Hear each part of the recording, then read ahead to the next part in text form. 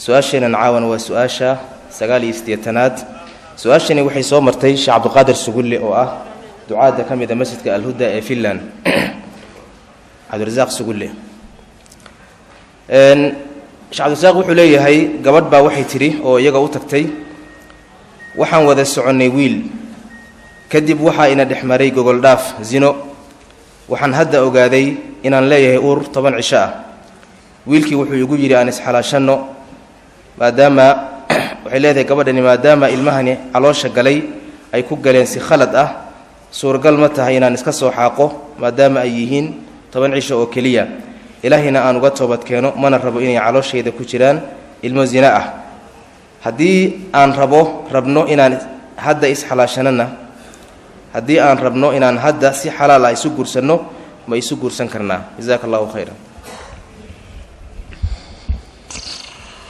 بسم الله الرحمن الرحيم الحمد لله رب العالمين وصلى الله وسلم وبارك على نبينا محمد وعلى آله وصحبه أجمعين ما بعد ربي يسر ولا تعسر. سؤاشاس waxay tilmaamaysaa runtii natiijada xun ee kharaad ee aakhariya adduunba qabsanaysa ruuxa ku fududaada zinada ceeb adduunka ah iyo aakharo laga yaabo in loo ciqaabo saas daradeed in aad looga fogaado zinada iyo asbaabta keenaysa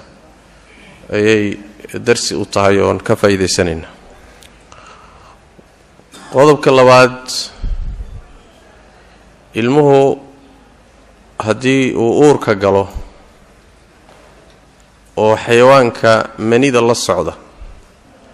iyo ukunta hooyo ay isgaadhaan oo isla falgalaan inaan la soo ridi karin marxaladuu dooni ha joogo bilow ha ahaado dhexda ha maro nafta ha lagu afuufo inaan la soo ridi karin marxalana ayaa wuxuu yahay madhabka jumhuur ahlilcilmi ama culimmada badankood ay qabaan maalikiyada xanafiyada qaar ka mida shaaficiyada a'imadooda rag ka mida maraya sida alimaam alghazali ibn xajar alhaytami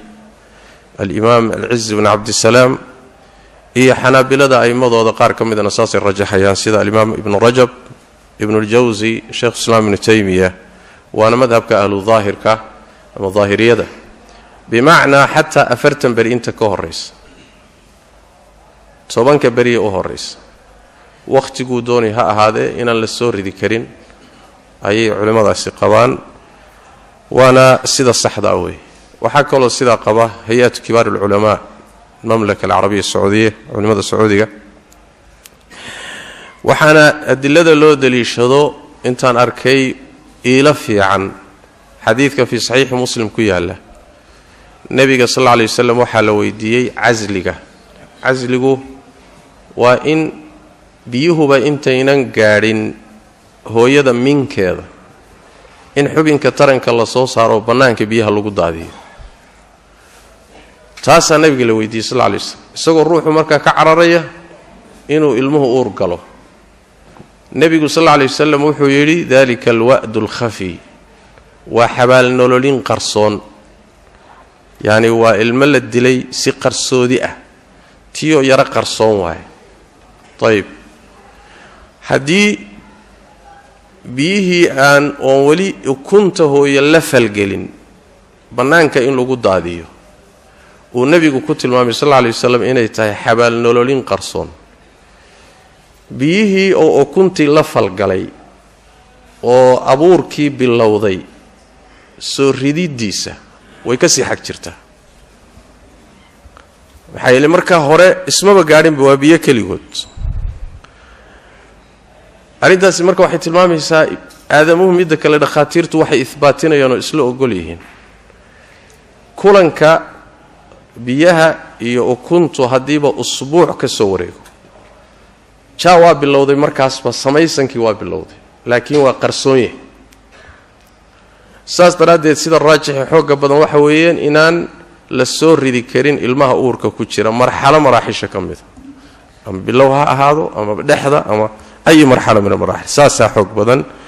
taas saas daraadeed ruuxa zinada ku dhacay sida gabadhaas oo kale oo ilmo uurkeeda u galay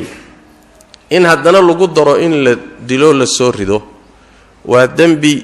haddana dambi kale lagu saxayo saas daraadeed arintaasi ma banaana kow su'aasha waxaa ka mid ah iyadoo uur leh oo ilmihii uurkeeda ku jiro ma la guurin karaa oo ninkii ma isguursan karaan oo sida Soomaalidu tiraahdo ma la isku ceeb asturi karaa taana iyadana nikaaxaasi inuusan asaxaynin ilaa ay uurka zinada umusho waa madhabka Imaam Malik Thawri Ishaq ibn Rahawiya Abu Yusuf al-Imam al-Awza'i culimadaasi waxay qabaan haweenta uurka zinada leh ee xambaarsan ilaa ay umusho inaan la guurin karin laakiin ka zinaystay inaan loo guurin karin wala ku kale inaan loo guurin karin iyadana waa sida xoog badan waa mas'ala khilaafiya oo Imaam Shaafici iyo culimada qabtay in guurku uu guntamayo taana waa mida ama markay umusho kadib oo ilmuhu banaanka yimaado ama iskiiba u dhinto laga yaabo inuu uurka ku dhinto markii caloosheedu banaanaato kadib ma isguursan karaan jawaabtu waa عند الجمهور guurkoodu waa asaxaya labada kala zinaystay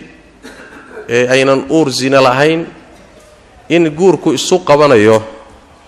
qaybo saxaabada kamida qaba iyo taabiciinta waana madhab Imam Thawri Shafi'i waana sida uu rajaxay al-Imam Ibn al-Mundhir alayhim rahma jami'an bimaana way isguursan karaan hadii ay umusho oo al-khabithuna الخبيثات للخبيثين والخبيثون للخبيثات dadka saasoo kale ee kala zinaystay way isleeyihiin dadka aan zinaysanin ee tayibiin at-tayyibatu lit-tayyibin wa at-tayyibuna lit-tayyibat iyaguna waa isleeyihiin sidaas daraadeed maadaama labaduba ay sunnaad yihiin guurku waa isu qabanaya laakiin waa goorma waa markay umusho kadib intay uur ka leedahay sida raajixa ah aqdigu ma qabanayo mana guursami karto wallahu a'lam